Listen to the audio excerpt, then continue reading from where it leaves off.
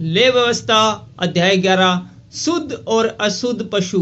फिर यहोवा ने मूसा और हारून से कहा, इजराइलियों से कहो, जितने पशु पृथ्वी पर है और उन सबों में से तुम इन जीवधारियों का मांस खा सकते हो। पशुओं में से जितने चिरे या फटे खुर के होते हैं और पागुर करते हैं उन्हें खा सकते हो, परंतु पागुर करने वाले या फटे खुर वालों में से इन पशुओं को न खाना, अर्थात ऊंट जो पागुर तो करता है परंतु चीरे खुर का नहीं होता, इसलिए वह तुम्हारे लिए अशुद्ध ठहरा है। और शापान जो पागुर तो करता है परंतु चीरे खुर का नहीं होता, वह भी तुम्हारे लिए अशुद्ध है। और खरहा जो पागुर तो करता है परंतु चीरे खुर का नहीं होता, इसलिए वह भी तुम्हारे लिए अशुद्ध है। और सुअर जो चीरे और फटे खुर का तो होता है परंतु पागुर नहीं करता, इसलिए वह तुम्हारे लिए अशुद्ध है। इनके मांस में से कुछ न खाना और इनकी लोथ को छूना भी नहीं, ये तो तुम्हारे लिए अशुद्ध है।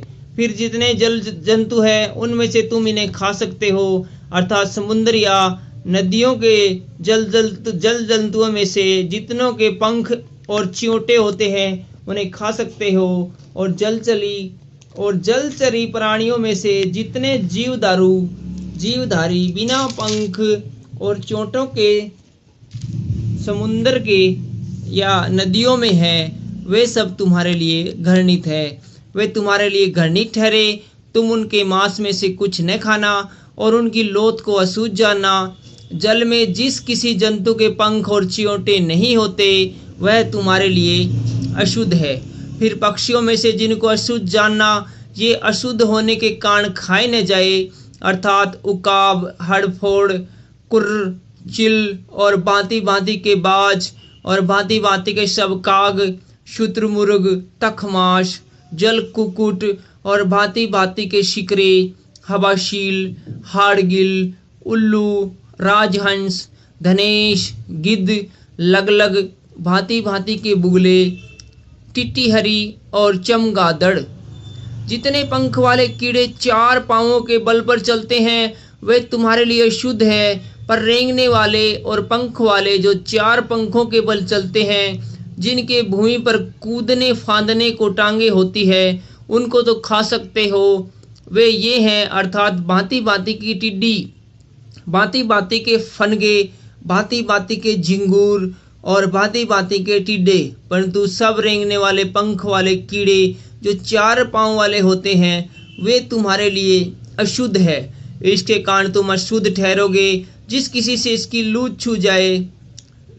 छू जाए वह सांझ तक अशुद्ध ठहरे। और जो कोई उनकी लोथ में का कुछ भी उठाए वह अपने वस्त्र धोए और सांझ तक अशुद्ध रहे।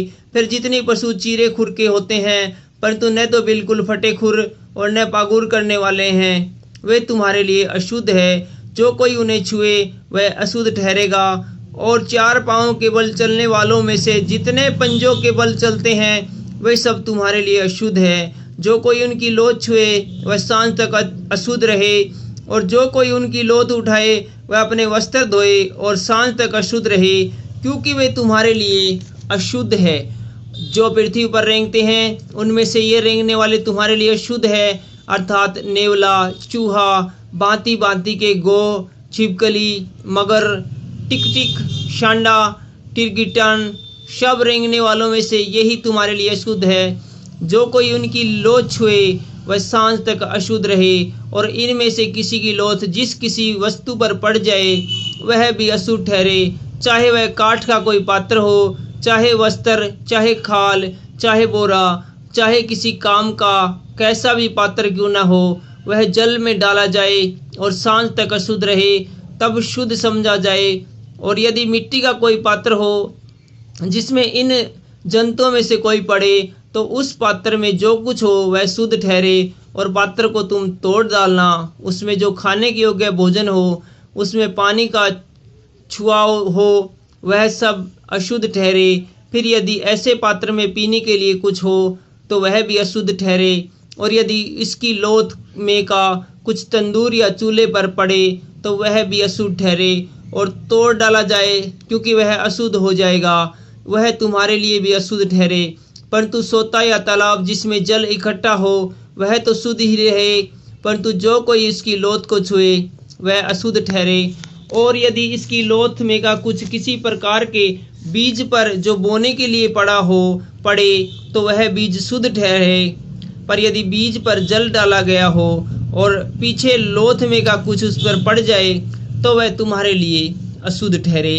फिर जिन पशुओं के खाने की आज्ञा तुमको दी गई है, यदि उसमें से कोई पशु मरे तो जो कोई इसकी लोथ छुए वह सांझ तक अशुद्ध रहे, और उसकी लोथ में से जो कोई कुछ खाए वह अपने वस्त्र धोए और सांझ तक अशुद्ध रहे, और जो कोई उसकी लोथ उठाए वह भी अपने वस्त्र धोए और सांझ तक अशुद्ध रहे। सब प्रकार के पृथ्वी पर रेंगने वाले जंतु घिनौने हैं, वे न खाएं।